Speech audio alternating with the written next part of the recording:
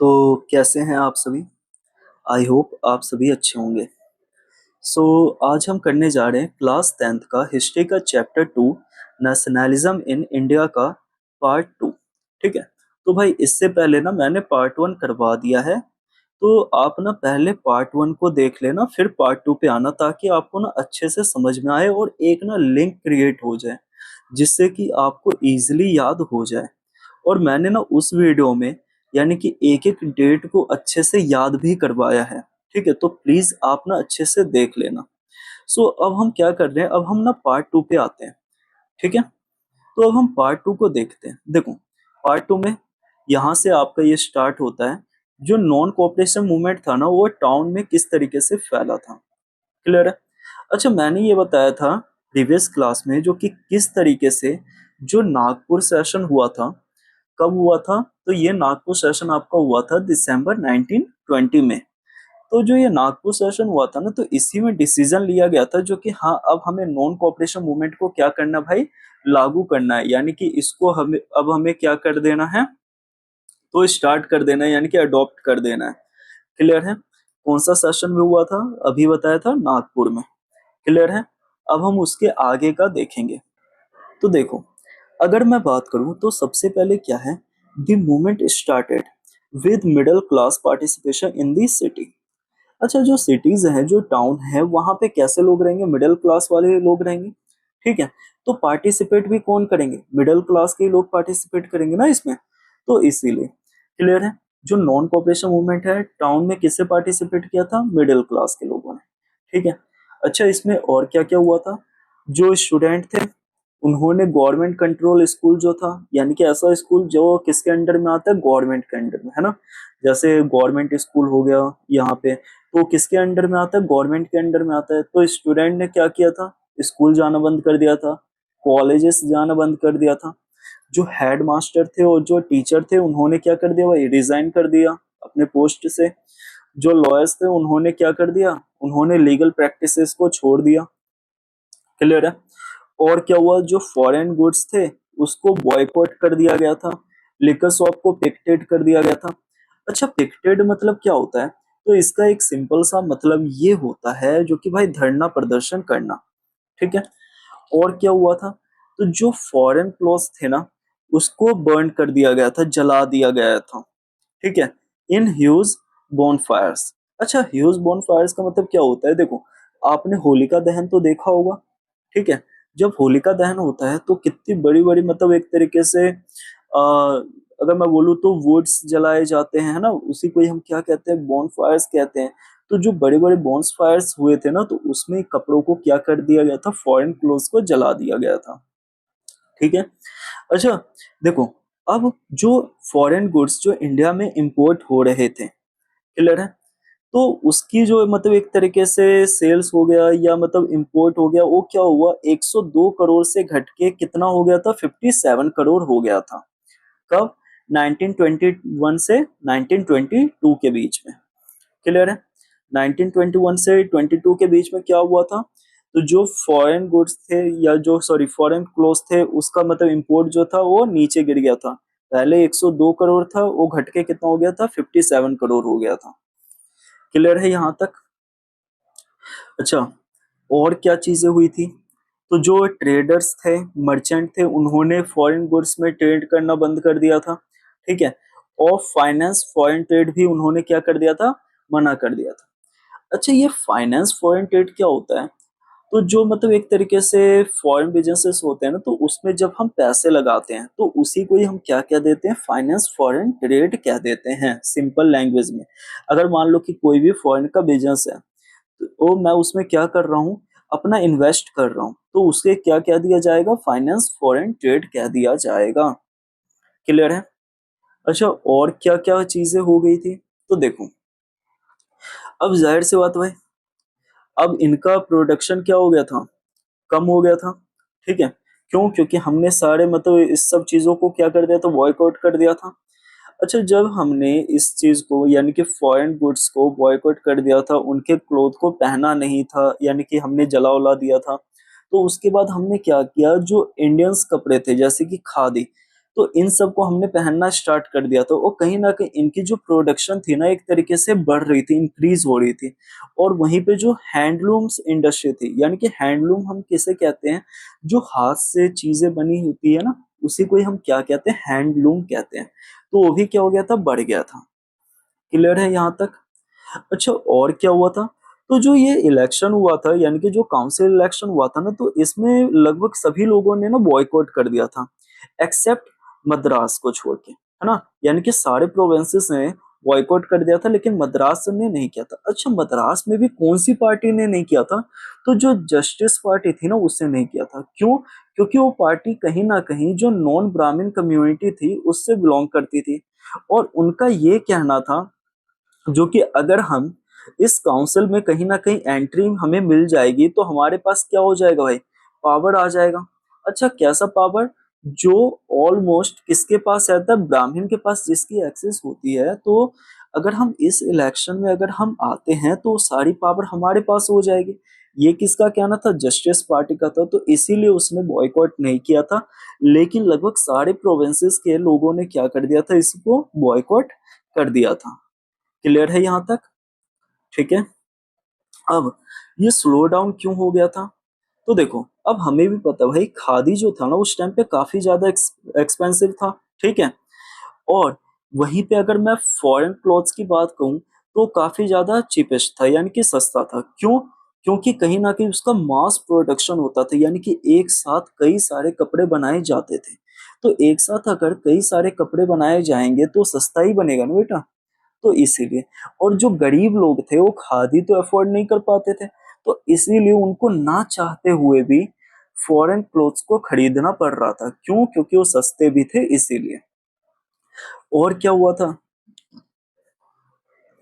और क्या हुआ था, तो जो अल्टरनेटिव इंस्टीट्यूशन था ना, वो एक तरीके से उस टाइम पे बन तो रहा था, लेकिन कहीं ना कहीं उसको एक तरीके से स्लोली वो इंक्रीज हो, मतलब स्लोली बन रहा था। ठीक है।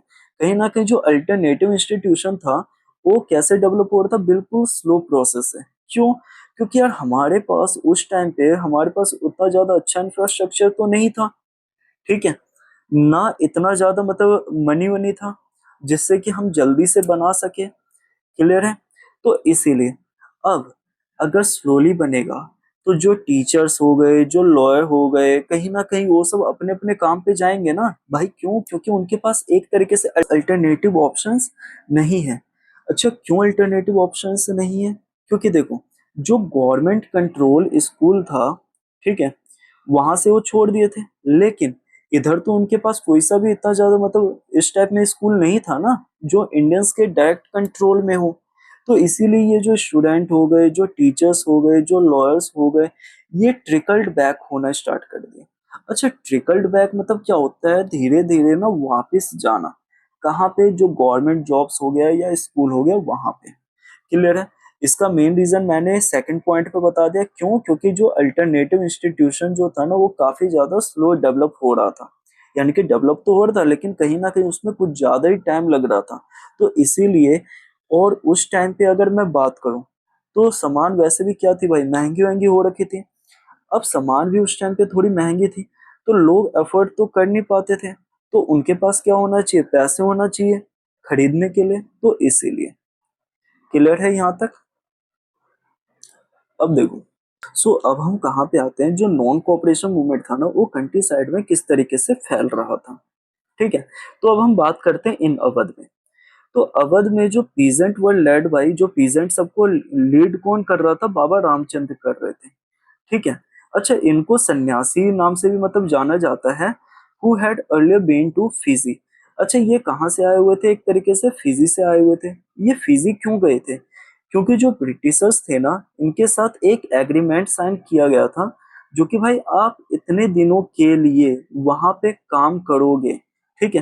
देखो, जो इंडेंचर्ड लेबर जो होते हैं ना, ठीक है, तो इंडेंचर्ड लेबर का मतलब ये होता है बेटा, जो कि आपके साथ एक एग्रीमेंट बनाया जाएगा, और उतने सालों के लिए आपको एक तरीके से बंधुआ मजदूर की तरह वहां पे क्या करना पड़ेगा, खटना पड़ेगा। ठीक है, यानी कि काम वाम करना पड़ेगा वहां पे। आपके पास कोई अदर ऑप्शन नहीं है। जब तक आपके पास वो चीजें मतलब एग्रीमेंट का टाइमलाइन पूरी तरीके से कंप्लीट नहीं होता है तब तक आप कंट्री में वापस नहीं आ सकते। क्लियर है? द मूवमेंट व द मूवमेंट है was against Talukdar and landlord. अच्छा अब देखो, हमने क्या देखा था, जो टाउन में जो ये मूवमेंट हो रहा था ना नॉन कोऑपरेशन का, ये किसके खिलाफ था? डायरेक्ट ब्रिटिशर्स के। लेकिन वहीं पे अगर हम कंट्री साइड की बात करें तो ये किसके अगेंस्ट में था? जो तालुकदार थे और जो लैंडलॉर्ड्स थे इनके अगेंस्ट में था। क्लियर है? क्यों? क्योंकि ये कहीं ना कहीं हाई रेंट ले रहे थे। किससे हाई हाई रेंट ले रहे थे? पीजेंट से। ठीक है? और क्या कर रहे थे? तो अलग अलग टैक्सेस भी ले रहे थे। क्लियर है? कोई समस्या? और जो पीजेंट था उसको बेगर करना पड़ रहा था। अच्छा बेगर क्या होता है? यानी कि जबरदस्ती बिना पैसे के काम करवाना। ठीक है? कहाँ पे? उनके खुद के लैंड लैंड पे। ठीक है? खुद के फार्म पे। ये सब कौन कर रहा था? कौन करवा रहा था? जो लैंडलॉर्ड होते थे ना वो ये सब काम करवाते थे। यानी कि जो पीजेंट होते थे उसको बेगर पे रखा जाता था, यानी कि बिना किसी पेमेंट के। ठीक है? एक तरीके से पूरा बंधुआ मजदूर के साथ उनको मतलब काम करना पड़ता था। ठीक है? और क्या हुआ था? तो जो टेनेंट्स थे, ठीक है, उनके पास कोई भी उनके टेनर की कोई भी सिक्योरिटी नहीं थी। क्यों नहीं थी? क्योंकि जो लैंडलॉर्ड होते थे, ठीक है, वो उन्हें उनकी जमीन से इवेक्ट करते रहते थे। अच्छा इवेक्टेड मतलब क्या होता है? तो एक तरीके से निकाल देना। ठीक है? इवेक्टेड मतलब क्या होता है? एक तरीके से निकाल देना। अच्छा कहाँ से निकाल देना भाई? तो उनके जमीनों से निकाल देना। ठीक है? क्लियर है यहाँ तक? तो इवेक्टेड मतलब क्या होता है? निकाल देना। यानी कि क्या करेगा? बेदखल कर देगा सीधा उसकी जमीन से। क्यों? इसके पीछे का भी एक मेन रीजन ये है, उन्हें क्या लगता था लैंडलॉर्ड्स को या जो भी मतलब उस लैंड के मालिक है उन्हें ये लगता था अगर मैं इसको ज्यादा दिन तक अगर लैंड पे यहाँ पे क्या करूं, कुछ पार्ट अगर मैं इसे दे दूं तो मे भी हो सकता है ये फ्यूचर में ये बोले जो कि यार ये तो मेरा ही लैंड है और मैं इतने सालों से काम कर रहा हूँ यहाँ पे। तो इसीलिए वो क्या करते थे टाइम टू टाइम, यानी कि वहां से इसको बेदखल कर दिया जाता था। किसको? टेनेंट्स को। अच्छा टेनेंट्स किसे कहते हैं? तो टेनेंट्स हम कहते हैं जो किराएदार होते थे, यानी कि जो किराए पे लैंड को लेते थे। और इसको हम पट्टेदार भी कहते हैं। जैसे कि अभी भी आप बिहार यूपी की अगर बात करें तो वहां पे कई सारे किसान जो होते हैं ना, वो क्या करते हैं अभी भी कुछ लैंड को लेते हैं। ठीक है? लैंडलॉर्ड से वहां पे वो काम करते हैं और जो भी वहां पे फसल है ना ग्रो होता है तो उस क्रॉप्स को क्या करते हैं? डिवाइड कर लेते हैं, यानी कि कुछ पार्ट वो लैंडलॉर्ड को दे देते हैं और रिमेनिंग पार्ट वो अपने पास रख लेते हैं। क्लियर है? अच्छा इनका कुछ ना कुछ तो डिमांड होएगा। तो सबसे पहले रिडक्शन ऑफ रिवेन्यूज पे। ठीक है? और abolition of beggar, social boycott of oppressive landlord. अच्छा रिडक्शन ऑफ रिवेन्यू, ठीक है, ये क्या चीज है? तो देखो अब क्या होता है इनसे मतलब टैक्स भी सबसे ज्यादा लिया जा रहा था, है ना, पैसे वैसे लिए जा रहे थे, तो वो पैसे मतलब ये चाहते थे जो कि भाई कम हो जाए। ठीक है? और क्या? तो एबोलिशन ऑफ बेगर। बेगर में हमने क्या देखा था? बिना पैसे के ये लोग काम वाम करवाते थे। तो ये क्या करते जो कि ये पूरी तरीके से खत्म हो जाए। और तीसरा क्या है? सोशली बॉयकॉट कर दे। किसको? जो ओप्रेसिव लैंडलॉर्ड है, यानी कि ऐसे लैंडलॉर्ड जो कहीं ना कहीं हम पे क्या कर रहे हैं भाई? अत्याचार कर रहे हैं। तो ऐसे लैंडलॉर्ड को हम क्या कर दे? बॉयकॉट कर दे। ऐसे लैंडलॉर्ड को भाई क्या कर दे भाई? बॉयकॉट कर दे। क्यों? क्योंकि कुछ ज्यादा ही ये लोग अत्याचार करते थे इसीलिए। क्लियर है यहाँ तक? अब देखो नॉन कोऑपरेशन मूवमेंट में कुछ पॉइंट और देख लेते हैं। तो सबसे पहले हम देखते हैं जो मतलब जून 1920 में ना नेहरू जी ने मतलब एक तरीके से विलेजेस, अवध के विलेज में उन्होंने जाना स्टार्ट कर दिया था। ठीक है? यानी कि उन्होंने ये इसलिए विलेजेस से गए थे ताकि वो विलेजेस से क्या करे? बातचीत कर सके। अच्छा किस चीज के रिगार्डिंग बातचीत कर सके? जो भी उनकी ग्रीवांसेस है, यानी कि जो भी उनकी शिकायतें हैं ना विलेजर्स की, वो उस शिकायतों को सुने। ठीक है? क्यों? क्योंकि हमने अभी क्या देखा था, जो लैंडलॉर्ड्स थे वो काफी ज्यादा टैक्स वैक्स इन सब से लेट थे ना, तो इसी चीज को वो समझने के लिए किसके पास गए थे? विलेजर्स के पास। कहाँ पे? अवध में। क्लियर है? उसके बाद क्या होता है? अवध किसान सभा क्रिएट होता है। कब? अक्टूबर 1920 में। देखो ये अवध में कब जाते हैं? जून 1920 में। ठीक है? अवध किसान सभा कब क्रिएट होता है? अक्टूबर 1920 में। इसको कौन हेड करता है? जवाहरलाल नेहरू, बाबा रामचंद्र और कुछ जो अदर लीडर्स होते हैं ना वो हेड करते हैं, ठीक है। और इसकी 300 से ऊपर ब्रांच मतलब खोल दी जाती है विद इन अ मंथ, यानी कि एक मंथ के अंदर में कितनी ब्रांचेस खोल दी जाती है, 300। क्लियर है। अच्छा, अब देखो, जो कांग्रेस थे ना वो कहीं ना कहीं इस पीजेंट स्ट्रगल को ना एक तरीके से हाइक पे लेना मतलब लेके जाना चाहते थे, यानी कि वो ये सोचते थे जो कि कहीं ना कहीं इसको हम क्या कर दें, नेशनल वाइडर कर दें इस मूवमेंट को। लेकिन बात क्या होता है, 1921 में ये मूवमेंट जो है ना ये वायलेंट की ओर बढ़ जाता है ना, यानी कि घूम जाता है। जो पीजेंट होते हैं वो क्या करते हैं, जो तलुकदार होते हैं ना उनके घर पे अटैक कर देते हैं, ठीक है। बाजार को क्या कर देते हैं, लूट लेते हैं। कहीं ना कहीं जो ग्रेन्स को होर्डिंग किया जाता है ना तो उसको क्या कर देते हैं, टेक ओवर कर लेते हैं। क्लियर है यहाँ तक, ठीक है। और जो वहां के भाई लोकल लीडर थे ना, उन्होंने एक चीज फैला दी थी, क्या, गांधी जी ने डिक्लेयर कर दिया है जो कि अब कोई भी टैक्स पे नहीं करेगा, और साथ के साथ जो लैंड है ना अब रीडिस्ट्रीब्यूट हो जाएगा। क्लियर है। अच्छा, ये किस चीज के लिए कर दिया था, ताकि ये जो तलुकदार को जो अटैक कर रहे थे ये और ज्यादा ना करे, यानी कि कहीं ना कहीं ये जो एक तरीके से वायलेंट जो क्रिएट हो रहा था ना ये स्टॉप हो जाए। तो इसीलिए उन्होंने क्या कह दिया था, जो कि गांधी जी ने अब डिक्लेयर कर दिया, अब कोई भी टैक्स नहीं देगा, और साथ के साथ जो लैंडलॉर्ड है ना उसको मतलब जो लैंड है उसको हम क्या करेंगे, रीडिस्ट्रीब्यूट वो करेंगे। क्लियर है यहाँ तक, ठीक है। अब हम आते हैं ट्राइबल मूवमेंट पे, ठीक है। अब ये ट्राइबल मूवमेंट कहाँ पे है, आंध्र प्रदेश में होता है, ठीक है। अच्छा, ये जो मूवमेंट है ना इसको हम मिलिटेंट गुरिल्ला मूवमेंट भी कहते हैं, ठीक है। ये कब स्प्रेड हुआ था, 1920s में स्प्रेड हो गया था। अच्छा, जो ट्राइबल्स लोग थे ना आखिर ऐसी क्या चीज हुई जिसके कारण उनको ये मूवमेंट स्टार्ट करनी पड़ी, या कहीं ना कहीं वो नाराज भी थे। तो सबसे पहले जो फॉरेस्ट था ना उनके लिए क्या कर दिया गया था, बंद कर दिया गया था, ठीक है।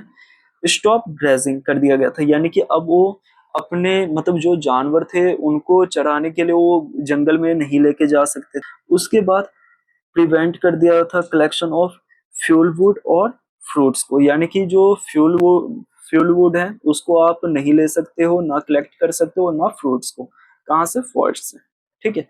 अच्छा, ये फ्यूल वुड क्या होता है ना। तो फ्यूल वुड हम उसे कहते हैं, देखो आपने देखा होगा गांव घर में अभी भी मतलब कुछ कुछ जगह क्या होता है, चूल्हे पे खाना बनता है। तो चूल्हे पे जो खाना बनता है ना तो उसके लिए जो हम लकड़ी को इकट्ठा करते हैं तो उसको हम फ्यूल वुड कह देते हैं। क्लियर है। अच्छा, और क्या हुआ था, तो फोर्स ट्रैवल टू डू बेगर, यानी कि जो ट्राइबल्स होते थे ना उसको भी फोर्सफुली क्या किया जाता था, बेगर करवाया जाता था। बेगर हम किसे कहते हैं, जो अनपेड लेबर होता है। क्लियर है यहाँ तक, यानी कि आप पे मतलब कुछ ज्यादा अत्याचार किया जाएगा, ठीक है, आपको पैसे नहीं दिया जाएगा, बिना पैसे का आपको काम वाम करना पड़ेगा, तो उसे को ही हम क्या कहते हैं, बेगर कहते हैं, ठीक है। अब देखो भाई, अब यहाँ पे एक लीडर आते हैं जिनका नाम क्या है, अल्लूरी सीताराम राजू, ठीक है। अब इनके लिए ये कहा जाता था जो कि भाई इनके पास अब काफी ज्यादा स्पेशल पावर है, ठीक है। और ये भविष्य में जो भी चीजें होने वाली है ना इसको पहले ये प्रिडिक्ट कर लेते थे, और कहीं ना कहीं ये लोगों को इलाज भी करते थे, ठीक है। और यहाँ तक कि जो इनके मतलब इनसे जो भी इन्फ्लुएंस होते थे उन्होंने यहाँ तक ये भी कह दिया था जो कि जो गोली है ना, अगर इनको गोली लग भी जाती है तो उनको कुछ नहीं होने वाला, बस छू के निकल जाएगी, यानी कि इनके अंदर इतनी ज्यादा पावर है। और कहीं ना कहीं जो इनके रिवल्स होते थे उन्होंने क्या कह दिया, जो कि ये भगवान के अवतार हैं, ठीक है। यानी कि ये स्वयं ही क्या है भाई, भगवान के अवतार है, कौन, अल्लूरी सीताराम राजू, ठीक है। अच्छा, अब ये जो अल्लूरी सीताराम राजू थे ना, अब इनकी थोड़ी आइडियाज के बारे में भी देख लेते हैं। तो ये गांधी जी से काफी ज्यादा एडमायर्ड थे। क्लियर है। और ये कहीं ना कहीं इनकरेज भी कर रहे थे लोगों को इस चीज के लिए, खादी को पहनने के लिए। और कहीं ना कहीं ये मतलब जो लिकर हो गया, वाइन हो गया, उसको पीने के लिए लोगों को मना करते थे, ठीक है, कहते थे तुम मत पियो। और कहीं ना कहीं ये एक चीज में मतलब विश्वास रखते थे, बिलीव रखते थे, ये एक चीज में विश्वास और बिलीव रखते थे, किस चीज में, तो ये कहते थे जो कि जो मतलब फ्रीडम है ना वो हमें फोर्सफुली लेना पड़ेगा, ना कि नॉन वायलेंस से। यानी कि जब तक हम वायलेंट नहीं होंगे ना तब तक हमें फ्रीडम नहीं मिलेगा। कौन, अल्लूरी सीताराम राजू बोलते हैं। क्लियर है? अब देखो, अब यहाँ पे अगर हम बात करें तो जो अल्लूरी सीताराम राजू है ना, इनकी क्या क्या एक्टिविटीज हुई। तो सबसे पहले भाई पुलिस स्टेशन पे अटैक भी किया गया था, और गुरिल्ला वॉरफेयर मतलब लड़ा गया था, फोर्ट गुरिल्ला वॉरफेयर, ठीक है। Try to kill British official, तो जो ब्रिटिश ऑफिशियल थे उनको क्या किया गया था भाई, मारा गया था या मारने की कोशिश की गई थी। अब राजू को क्या कर लिया जाता है भाई, कैप्चर कर लिया जाता है और उसको एग्जीक्यूटेड कर दिया जाता है, यानी कि फांसी की सजा दे दी जाती थी। कब? 1924 में फांसी की सजा दे दी गई। और वो क्या हो गया भाई, मरने के बाद भी वो हीरो बन गया, ठीक है, अपने लोगों के नजरों में। क्लियर है? अब हमने सारी जगह मतलब देख लिया किस तरीके से ग्रामीण में, ठीक है, यानी कि कंट्री साइड में किस तरीके से नॉन कोऑपरेशन को लिया गया था, या मतलब शहरों में टाउन में किस तरीके से जो ट्राइबल्स लोग थे उन्होंने किस तरीके से नॉन कोऑपरेशन को लिया था, ठीक है। तो अब हम किसकी बात करते हैं, तो अब हम बात करते हैं स्वराज की, ठीक है। अब स्वराज इन दी प्लांटेशन, यानी कि प्लांटेशन में स्वराज। अच्छा, स्वराज का मतलब क्या होता है, यानी कि खुद का राज, ठीक है। स्वराज, जहां पे मेरा खुद का राज हो मैं उसको क्या बोलूंगा, स्वराज बोलूंगा। प्लांटेशन वर्कर्स का प्रॉब्लम हम देखते हैं, उनके साथ एक एक्ट साइन करवाया जाता है, इनलैंड इमिग्रेंट एक्ट, ठीक है। ये क्या होता है, 1859 में मतलब ये एक्ट मतलब लागू किया गया था। इसके तहत जो वर्कर होते हैं ना, वो टी गार्डन या जहां पे भी वो काम करते हैं ना उसको छोड़ के नहीं जा सकते बिना किसी परमिशन के, ठीक है। और कहीं ना कहीं वो एक तरीके से ट्रैप्ड हो चुके हैं प्लांटेशन में। क्लियर है? अच्छा, और चीजें भी हम यहाँ पे देख लेते हैं। अब इनके नजरों में स्वराज का मतलब क्या है, तो इनके नजरों में जो स्वर, किनके नजरों में भाई, जो प्लांटेशन वर्कर है उनके नजरों की बात कर रहे हैं, ठीक है। तो वो स्वराज का मतलब क्या समझते हैं, तो सबसे पहले उनके पास फ्रीडम ऑफ मूवमेंट होना चाहिए, यानी कि वो कहीं पे भी आ जा सकते हैं, ठीक है। कहीं पे भी मतलब बाहर भी जा सकते हैं, घूम फिर सकते हैं, कोई भी रोकने टोकने वाला नहीं होना चाहिए। तो इसका पहला क्या है, फ्रीडम ऑफ मूवमेंट। अच्छा, दूसरा क्या है, रिटर्न टू देयर विलेजेस, यानी कि इनको अपने गांव में मतलब जाने दिया जाए, ठीक है। यानी कि ये भी इनका क्या हो गया, स्वराज का एक मतलब हो गया, जो कि हाँ ये जब इनका मन करे तब ये अपने गांव में जाए। और कहीं ना कहीं ओनरशिप ऑफ लैंड, यानी कि जो लैंड है ना, तो उस लैंड पे इन्हें क्या मिले, ओनरशिप मिले। क्लियर है यहाँ तक? अब आगे बात करते हैं, देखो स्वराज इन दी प्लांटेशन असम, ठीक है। तो अब जो यहाँ पे क्या हुआ था, तो देखो जो नॉन कोऑपरेशन मूवमेंट हुआ था, है ना, जिसके बारे में हमने बात पहले अभी किया था, तो इसमें जो थाउजेंड ऑफ वर्कर थे ना, उन्होंने क्या किया, बिना किसी परमिशन के इन्होंने प्लांटेशन को छोड़ दिया और अपने घर की ओर भाग गए, ठीक है। और कहीं ना कहीं इनको ये विश्वास हो गया था जो कि भाई अब गांधी राज आ गई है, और जितने भी जो लोग हैं ना अब उन सभी को जमीन मिलेगी उनके खुद के गांव में। तो इन्होंने सोचा जो हमें अपनी जमीन मिल ही जाएगी तो हम क्यों दूसरे के वहां पे काम करें। तो इन्होंने क्या कर दिया भाई, वहां से निकल आए। लेकिन क्या ये पहुंच गए अपने डेस्टिनेशन पे? नहीं भाई, नहीं पहुंच पाए। क्यों? क्योंकि उस समय क्या चल रहा था, स्ट्राइक चल रहा था, रेलवे एंड स्टीमर स्ट्राइक, ठीक है। They were caught by the police, ठीक है। तो ये पुलिस के द्वारा पकड़े गए थे और कहीं ना कहीं इनको अच्छे से तोड़ा गया था, ठीक है, किसे, प्लांटेशन वर्कर को। क्लियर है यहाँ तक? अब हम आते हैं चोरी चोरा इंसिडेंट पे, ठीक है। अच्छा, ये कब हुआ था भाई, तो ये हुआ था 1922 में। ये देखो, इसके बारे में हम थोड़ा देख लेते हैं किस तरीके से जो पीसफुल प्रोटेस्ट है ना वो वायलेंट में क्रिएट हो गया था। तो सबसे पहले जब लोग यहाँ पे मतलब पीसफुल प्रोटेस्ट कर रहे थे ना, तो जो ब्रिटिश मतलब एक तरीके से जो पुलिस थी, ठीक है, जो पुलिस ऑफिसर्स थे, उन्होंने इसको प्रोटेस्ट को रोकने के लिए ओपन फायर कर दिया था। तो कुछ लोग घायल भी हो गए थे, तो और कुछ लोग मतलब मारे भी गए थे। तो उस टाइम पे क्या हुआ था, तो लोगों के अंदर गुस्सा कुछ ज्यादा ही आ गया, और लगभग 22 पुलिस वालों को इन्होंने क्या कर दिया था भाई, मार दिया था, ठीक है। और पुलिस स्टेशन को क्या कर दिया था, जला दिया था। क्लियर है यहाँ तक? अब इस सब चीजों के चक्कर में जैसी ये बातें गांधी जी को पता लगती है ना, तो गांधी जी क्या करते हैं, तो डिसाइड करते हैं जो कि भाई अब मैं नॉन कोऑपरेशन मूवमेंट को क्या करूँ ना, वापस ले लेता हूँ। उन्होंने ये चीजें डिसाइड कर ली। अब हम क्या करते हैं ना, जल्दी से 2 मिनट के अंदर ना रिवाइज कर लेते हैं हमने क्या क्या चीजें देखी थी, जिससे कि हमें एक क्लैरिटी मिल जाए। ठीक है। और भाई ये रिवीजन आपको भी ना टाइम टू टाइम क्या करना है, करते रहना है। देखो ये चीजें जो है ना, ये मैंने एनसीईआरटी बुक में से ही उठाया है, और यहाँ पे मैंने एक एक वर्ड का मतलब बताया है। ठीक है। अब आप बुक भी पढ़ोगे ना तो भी आपको दिक्कत नहीं आएगी। बस बुक को पढ़ने से पहले एक बार ना ये वीडियोस पूरा अच्छी तरीके से देख लेना। क्लियर है। देखो सबसे पहले हमने क्या देखा था, जो टाउन में नॉन कॉपरेशन मूवमेंट है ये किस तरीके से फैल रहा था। तो देखो टाउन में भाई कौन ये पार्टिसिपेट कौन करेगा, जो मिडिल क्लास के लोग हैं वही पार्टिसिपेट करेंगे। बच्चे स्कूल जाना बंद कर दिए थे, टीचरों ने पढ़ाना बंद कर दिया था, उसके बाद कई सारी चीजों को बॉयकॉट किया गया था। ठीक है, जैसे कि फॉरेन गुड्स हो गया, उसके बाद लिकर शॉप के बाहर क्या कर दिया गया था, वही धरना प्रदर्शन कर दिया गया था। और क्या क्या गया था, जो फॉरेन क्लोथ्स थे उसको जला दिया गया था। क्लियर है यहाँ तक। और कहीं ना कहीं जो इंपोर्ट ऑफ फॉरेन क्लोथ्स था वो 1921 से 22 के बीच में 102 करोड़ से लेकर 57 करोड़ तक आ गया था। और हमने क्या देखा था, तो हमने देखा था कहीं ना कहीं जो मर्चेंट और ट्रेडर्स थे ना, उन्होंने ट्रेड करना बंद कर दिया था फॉरेन गुड्स और फाइनेंस फॉरेन ट्रेड में। क्लियर है यहाँ तक। अच्छा, अब कहीं ना कहीं भाई ये मूवमेंट जो है स्प्रेड हो गई थी, तो अब लोगों ने क्या कर दिया था, इंडियन क्लोथ्स को ही पहनना स्टार्ट कर दिया था। इंडियन टेक्सटाइल जो है वो काफी ज्यादा मतलब इंक्रीज हो रहा था, उसकी वैल्यू प्रोडक्शन में इंक्रीज हो रही थी। और हैंडलूम इंडस्ट्री जो थी वो भी कहीं ना कहीं इंक्रीज हो रहा था, कहीं ना कहीं बढ़ रहा था। अच्छा, हैंडलूम हम किसे कहते हैं, ऐसी चीजें जो हाथ से बनाई जाती है। क्लियर है यहाँ तक। उसके बाद हमने क्या देखा था, जो काउंसिल इलेक्शन था उसको बॉयकॉट कर दिया गया था। और सभी मतलब प्रोविंसेस ने बॉयकॉट कर दिया था, लेकिन मद्रास ने नहीं किया था। क्यों? क्योंकि मद्रास में एक जस्टिस पार्टी थी जो नॉन ब्राह्मणी थी, उनका ये कहना था जो कि अगर हम इस पार्टी में आ जाएंगे ना तो हमारे पास पावर आ जाएगी, ऐसी पावर जो यूजुअली किसके पास होती थी, ब्राह्मण के पास होती थी। तो इसीलिए। क्लियर है यहाँ तक।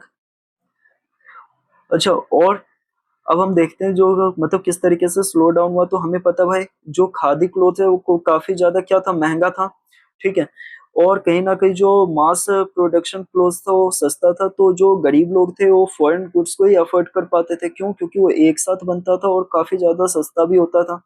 उसके बाद हमारे पास कोई भी अल्टरनेटिव इंस्टीट्यूशन नहीं था।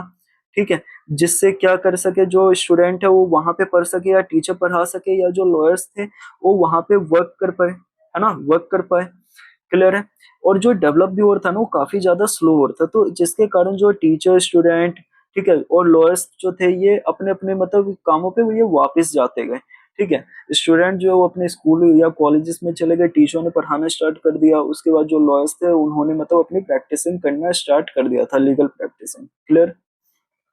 उसके बाद हमने क्या देखा था, जो कंट्री साइड में जो मतलब जो फार्मर थे या मतलब पीजेंट्स हो गए, ठीक है, तो उनका जो मतलब एक तरीके से उनको ब्रिटिश से मतलब गवर्नमेंट से कोई वो नहीं था, उनको मेन प्रॉब्लम किससे था, जो तालुकदार होते थे ना उनसे। ठीक है, तालुकदार और लैंडलॉर्ड से। क्यों? क्योंकि भाई वही लोग इससे हाई रेंट लेते थे और अदर टैक्सेस लिया करते थे। क्लियर है। और कहीं ना कहीं इन पे इनको बेगर किया जाता था इनके साथ। अच्छा, बेगर मतलब क्या होता है, जबरदस्ती कार्य करवाना, जबरदस्ती वर्क करवाना बिना किसी पेमेंट के। क्लियर है। और कहीं ना कहीं जो टेनेंट होते थे, जो किराएदार होते थे, जिसको हम पट्टेदार भी कहते हैं, उनके पास कोई भी सिक्योरिटी नहीं थी उनकी जमीन को लेके। क्यों? क्योंकि उनको जो मतलब लैंडलॉर्ड होते थे या जो लैंड ओनर होते थे वो कहीं ना कहीं इविक्ट करते थे टाइम टू टाइम। इविक्ट मतलब यानी कि हटाते रहते थे, ठीक है, अपनी जमीनों से, ताकि वो इस पे क्लेम अपना ना कर सके। उसके बाद हमने ये भी देखा था क्या डिमांड थी इनकी। तो सबसे पहले रिडक्शन ऑफ रेवेन्यू था, एबोलिशन ऑफ बैगर था। ठीक है। उसके बाद हमने क्या देखा था, social boycott of oppressive landlord भी देख लिया था। क्लियर है। और चीजें हमने क्या देखा था भाई, तो नॉन कोऑपरेशन मूवमेंट जो कंट्री साइड में था इसकी थोड़ी और पॉइंट हमने देखा था। ठीक है। क्या अब जवाहरलाल नेहरू भी मतलब अवध के गांव में गए थे, अवध विलेजेस में, और विलेजर्स से वहां पे बात किया था, उनकी प्रॉब्लम को समझने की कोशिश की थी। क्लियर है यहाँ तक। उनकी प्रॉब्लम को समझने की कोशिश की थी। उसके बाद हमने क्या देखा था, अक्टूबर 1920 में, ठीक है, ये कब होता है, जून 1920 में जवाहरलाल नेहरू जाते हैं अवध में, और वहाँ के विलेजर्स की जो भी शिकायतें होती है, जो भी ग्रीवांसेस होती है, उसको समझने की कोशिश करते हैं। उसके बाद अक्टूबर 1920 में जो जवाहरलाल नेहरू हो गए और बाबा रामचंद्र हो गए और कुछ अदर लीडर्स हो गए, उन्होंने क्या किया था, अवध किसान सभा क्रिएट किया था और 300 ब्रांचेस बना दी थी, ठीक है, विद इन मंथ में, ठीक है। और हमने क्या कि देखा था, जो कांग्रेस थी वो इसे मतलब ये जो मूवमेंट था इसको काफी बड़े लेवल पे फैलाने की कोशिश कर रही थी, लेकिन 1921 में क्या होता है, वायलेंट क्रिएट हो जाता है और जो तलुकदार होते हैं उनके मतलब जो घर होते हैं उस पर अटैक किया जाता है, बाजारों को लूट लिया जाता है, और जो भी ग्रेन होर्ड किया जाता है, होर्डिंग किया जाता है, उसको ये टेक ओवर कर लेते हैं। क्लियर है। इन सभी को शांत करने के लिए जो लोकल लीडर होते हैं वो क्या कहते हैं, जो कि वो कहते हैं गांधी जी ने डिक्लेयर कर दिया है अब आप सभी को क्या करना है, टैक्स नहीं देना है, ठीक है, टैक्स नहीं देना है। और अब जो लैंड है वो क्या होएगा, रीडिस्ट्रीब्यूट होएगा। क्लियर। अच्छा, और क्या हमने देखा था, तो ट्राइबल मूवमेंट किस तरीके से आंध्र प्रदेश में हुआ था, तो एक तरीके से इसको हम गुरिल्ला मूवमेंट भी स्प्रेड कहते हैं, ठीक है। ये कब हुआ था, 1920 में हुआ हो गया था, ठीक है। अच्छा, ट्राइबल लोग क्यों गुस्सा थे, क्योंकि भाई उनको जंगलों में नहीं जाने दिया जा रहा था, ना उसके जो जानवर है वो चढ़ सकते थे, ना आप जंगल से फ्यूल वुड्स को मतलब कलेक्ट कर सकते हो, ना फ्रूट को कलेक्ट कर सकते हो, ऊपर से जो ट्राइबल्स होते थे उनको जबरदस्ती बेघर किया जाता था, यानी कि अनपेड लेबर उन्हें उनसे करवाया जाता था, तो इन सब चीजों से भी वो क्या थे, नाखुश थे। क्लियर है। उसके बाद हमने क्या देखा था, जो अल्लूरी सीताराम राजू हैं उनका नाम हमने देखा था, उनके पास काफी स्पेशल पावर है, जो उनके चाहने वाले हैं वो बताते हैं, जो कि भाई बताते हैं, जो कि उनके पास काफी ज्यादा स्पेशल पावर है। वो किसी भी चीज को पहले से प्रिडिक्ट कर लेते थे, लोगों का इलाज करते थे, ठीक है, लोगों का इलाज करते थे, और यहाँ तक कि गोली भी उनको छू के जाती है तो भी उनका कुछ भी नहीं होने वाला, अगर गोली भी लग जाए तो भी वो बच जाएंगे, उनकी मृत्यु नहीं होने वाली है, ठीक है, उनकी डेथ नहीं होने वाली है। उसके बाद जो उनके रेबल्स थे वो क्या कहते थे, जो कि ये क्या है, अवतार है किसके, भगवान के, ठीक है।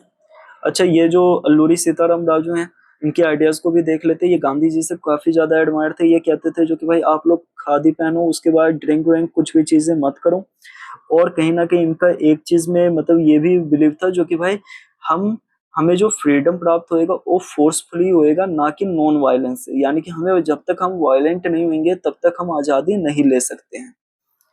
क्लियर। अब इन्होंने क्या क्या एक्टिविटी की थी ये भी देख लेते हैं। तो पुलिस स्टेशन पर अटैक किया था, गुरिल्ला वॉरफेयर किया था, उसके बाद try to kill British officer किया था, उसके बाद 1924 में इनके साथ क्या हुआ था, तो 1924 में इनको कैप्चर किया गया था और इनको एग्जीक्यूट कर दिया गया था, फांसी की सजा दे दी गई थी। क्लियर है। उसके बाद स्वराज इन दी प्लांटेशन असम, तो प्लांटेशन वर्कर का मतलब क्या प्रॉब्लम था, तो उनको मतलब under the inland immigration act के तहत उनको रखा गया था, ठीक है। वो बिना किसी परमिशन के टी गार्डन से बाहर नहीं निकल सकते थे, वो एक तरीके से एक जाल में फंसे हुए थे, ठीक है।